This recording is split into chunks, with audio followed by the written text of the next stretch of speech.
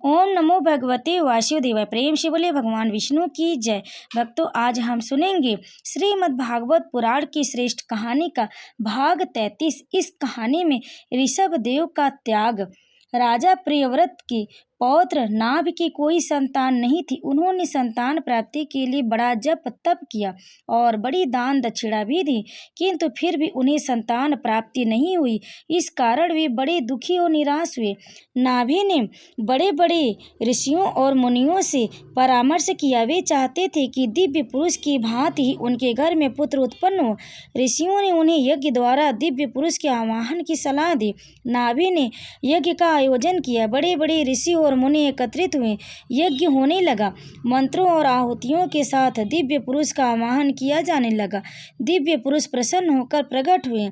ऋषियों ने उनकी प्रार्थना करते हुए कहा, प्रभु, हम सब आपके दास हैं, आप हमारे स्वामी हैं, हम पर कृपा कीजिए, हमारी रक्षा कीजिए और हमारी मनोअभिलाषाओं को पूर्ण करके हमारे जीवन को सार्थक बनाइए।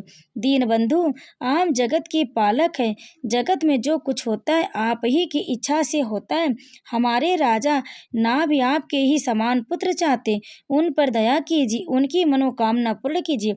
ऋषियों की प्रार्थना से दिव्य पुरुष प्रसन्न हुए।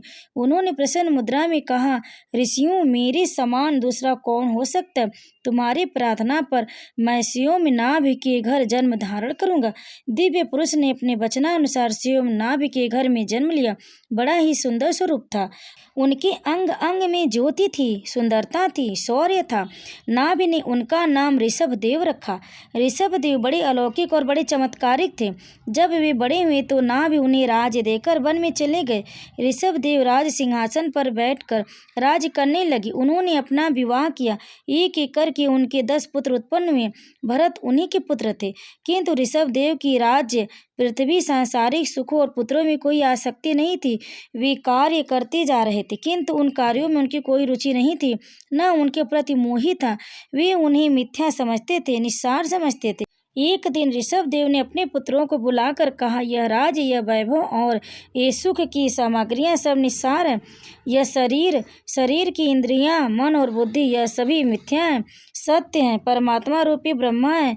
अतः मनुष्य को परमात्मा रूपी ब्रह्मा को जानने और समझने की चेष्टा करनी चाहिए। जब तक मनुष्य परमात्मा रूपी ब्रह्मा को समझ नहीं लेता, वह अहम के जाल में फंसा रहता और नाना प्रकार के कष्ट भोगता है। ऋषभ देव अपने पुत्रों को निरासक्ति का उपदेश देकर वन की ओर चल दिए। जिस प्रकार छोटा बालक बड़े प्रेम से मिट्टी का घरौंदा बनाकर उसे तोड़ देता है, उसी प्रकार ऋषभ देव ने बिना किसी मोह के राज्य और घर द्वार को छोड़ दिया। उन्हें राज्य और घर द्वार से मोह हो ही कैसे सकता था? वे तो दिव्य पुरुष के प्रतिरूप थे।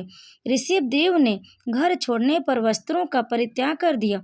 वे दिगंबर हो गए। वे दिगंबर के रूप में पृथ्वी पर परिभ्रमण करने लगे। वे जहाँ भी जाते उपदेश देते हुए कहते, मनुष्यों, अपने को समझो, जो कुछ तुम कर रहे हो वह ठीक नहीं है।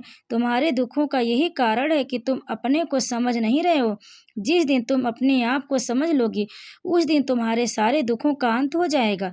ऋषभ देव पृथ्वी पर विचरते हुए सिंहों को गले से लगा लेते थे, सर्पों को पकड़कर माला की भांति गले में डाल लेते थे और विष पीने के बाद भी जीवित रहते थे। उनकी चमत्कारिकता पर साधारण मनुष्य तो मुग्ध थे ही, बड़े बड़े सम्राट भी मुक्त थे। ऋषभ देव पृथ्वी पर विचरते हुए दक्षिण दिशा में एक सघन वन में पहुंचे। जिस समय वे सघन वन के पास पहुंचे, उस समय वन में भीषण दावाग्नि लगी हुई थी।